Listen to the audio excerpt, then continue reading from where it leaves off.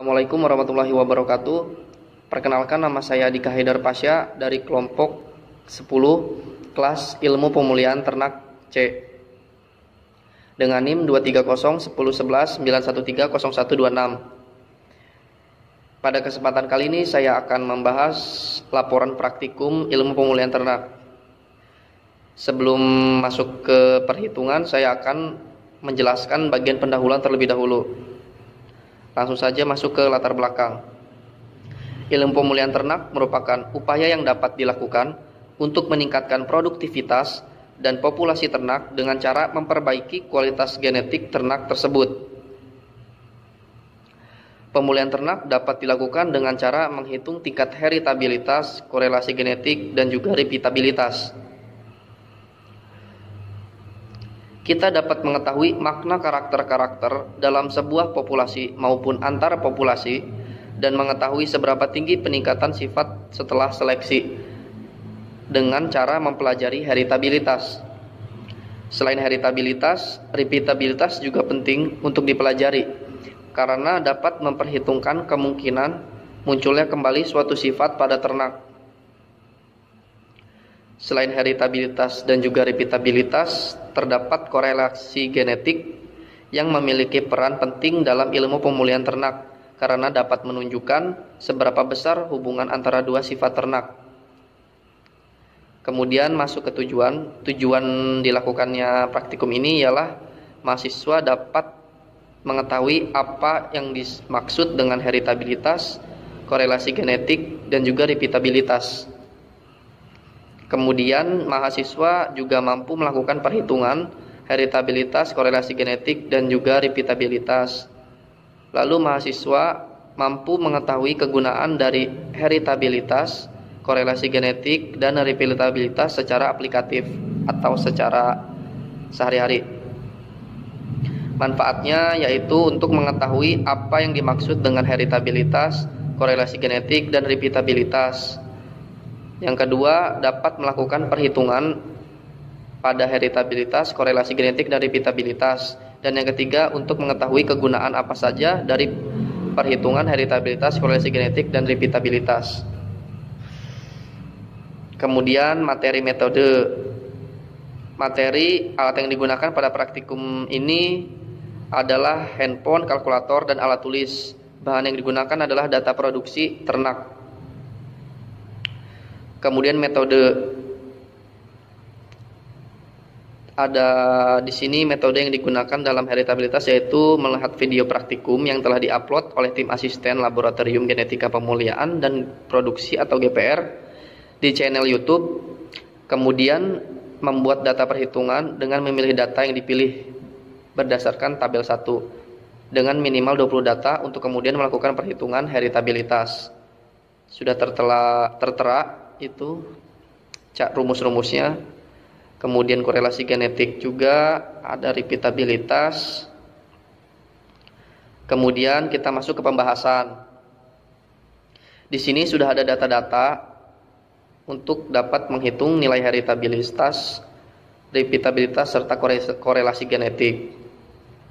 Hasilnya yaitu untuk bagian pertama yaitu pendugaan nilai heritabilitas, nilai bobot lahir.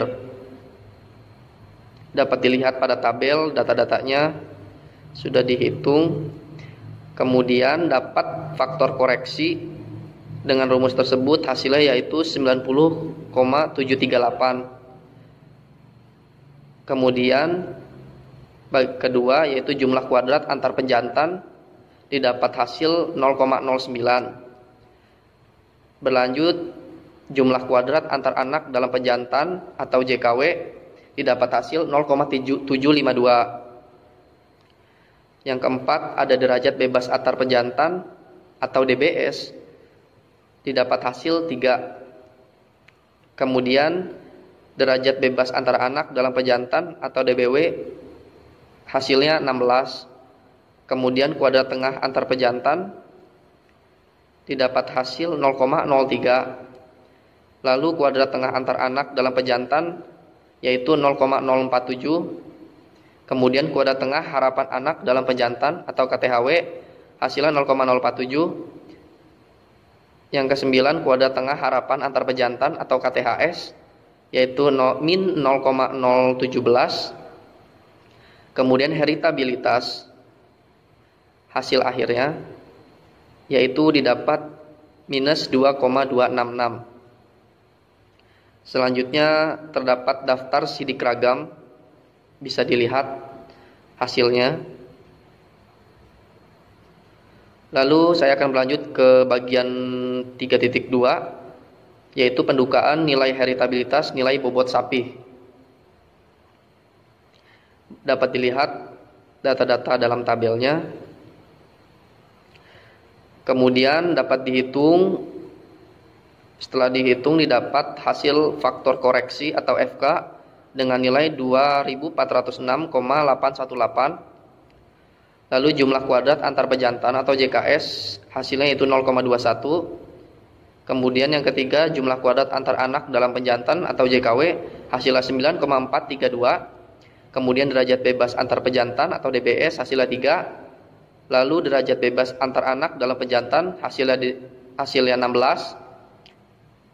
Yang keenam kuadrat tengah antar pejantan hasilnya 0,07.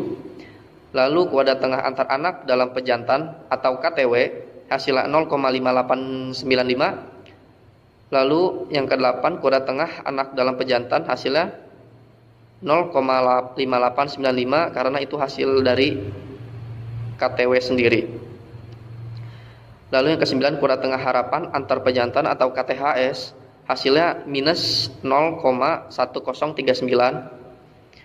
Lalu heritabilitas hasil akhirnya yaitu minus 0,23. Setelah itu dapat dibuat daftar sidik ragam yaitu sebagai berikut.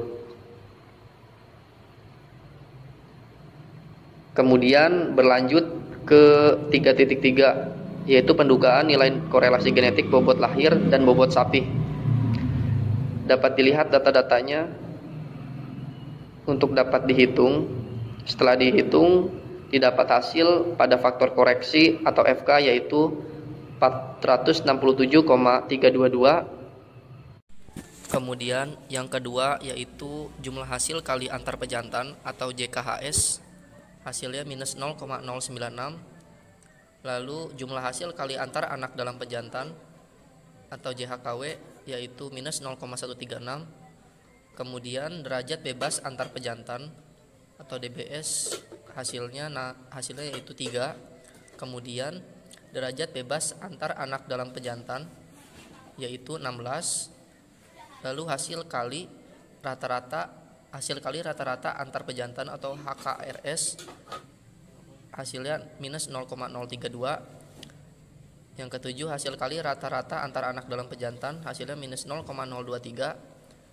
Dan didapat HKRHW atau hasil kali rata-rata harapan antar anak dalam pejantan yaitu minus 0,023.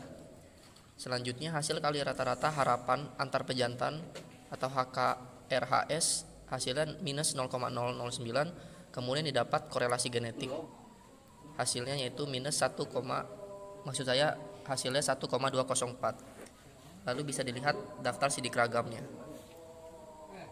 Kemudian berlanjut ke 3.4 yaitu pendugaan nilai repeatabilitas antar kelas bobot lahir. Dapat dilihat tabelnya untuk bisa dihitung. Kemudian kita hitung dengan cara repeatabilitas atau rumus repeatabilitas. Didapat hasil 3,784. Kemudian berlanjut ke 3.5 yaitu pendugaan nilai repeatabilitas dalam kelas bobot sapi. Dapat dilihat tabelnya. Kemudian bisa dihitung nilai faktor koreksi dengan hasil 6.594,757. Lalu jumlah kuadrat antar individu yaitu hasilnya minus 687,217. Kemudian jumlah kuadrat pengukuran dalam individu atau JKW hasilnya yaitu 1611,77. Kemudian derajat bebas antar individu hasilnya 19. DBW sebesar 40. Kuadrat tengah antar individu hasilnya minus 36,169. Lalu kuadrat tengah pengukuran dalam individu hasilnya 40,294. Setelah itu kuadrat tengah harapan pengukuran dalam individu atau KTHW hasilnya 40,294. Lalu kuadrat tengah harapan antar individu atau KTHB hasilnya minus 25,488. Dan terakhir repeatabilitas hasilnya yaitu minus 1,72. Setelah itu dibuat daftar sidik ragam dengan hasil sebagai berikut. Setelah selesai perhitungan lalu masuk ke pembahasan. Pembahasannya sebagai berikut. Hasil repeatabilitas yang didapat menunjukkan nilai minus 2,266 untuk bobot lahir dan minus 0,23 untuk bobot sapi. Nilai tersebut tidak sesuai dengan rentang nilai heritabilitas, yaitu bergeser antara 0 sampai dengan 1. Nilai negatif pada perhitungan dapat dipengaruhi oleh dua faktor, yaitu diantaranya kekeliruan dalam pengambilan contoh atau perhitungan statistik yang tidak tepat. Saya akan masuk ke pembahasan korelasi genetik. Didapat nilai yaitu 1,204. Hal ini juga tidak sesuai dengan rentang nilai korelasi genetik, yaitu antara minus 1 sampai dengan plus 1. Faktor yang berpengaruh terhadap nilai korelasi genetik yaitu gen-gen yang tertentu yang berpotensi merubah suatu sifat lain, dan keadaan ini disebut pleiotropi. Selain itu, lingkungan juga memiliki potensi mengganggu suatu sifat tertentu sehingga mempengaruhi suatu sifat lain. Kemudian masuk ke pembahasan repeatabilitas. Hasil yang didapat pada perhitungan repeatabilitas yaitu untuk repeatabilitas antar kelas hasilnya 0,019 dan repeatabilitas dalam kelas hasilnya minus 1,72. Hal ini tidak sesuai bagian repeatabilitas dalam kelas dengan rentang nilai repeatabilitas yaitu antara 0 sampai dengan 1. Sedangkan untuk repeatabilitas antar kelas masih dalam rentang. Repeatabilitas dipengaruhi oleh metode analisis dan jumlah ternak yang diamati. Beberapa faktor yang dapat mempengaruhi repeatabilitas yaitu umur ternak, manajemen ternak, dan juga lingkungan ternak. Setelah itu kita masuk ke kesimpulan. Dapat dilihat hasil kesimpulannya dan daftar pustaka. Sekian yang dapat saya sampaikan, kurang lebihnya mohon maaf. Terima kasih. Wassalamualaikum warahmatullahi wabarakatuh.